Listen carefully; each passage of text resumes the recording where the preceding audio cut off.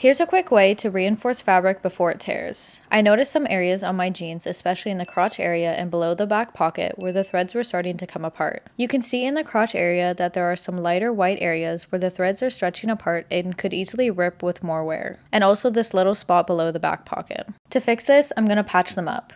With my jeans inside out, I gave the area needing reinforcement a quick iron and grabbed this lightweight but still sturdy 100% cotton fabric and cut out a piece larger than the damaged area. And apply Speedo fabric glue on the patch. It's permanent, so use it carefully. Also good to place something underneath where you'll be gluing to avoid any glue seeping through. And I'll also do the same on the other side and again on my back pocket. Some said you can easily also hand stitch a patch over the area, but it would be more tricky to get the needle through the two layers, or use iron-on patches, which are easy but are less of a permanent solution. Once it's dry, you can see that they are still flexible, and here are the jeans after and on. This should do the trick to prevent further tearing and extend the lifespan of your jeans. Thanks for watching!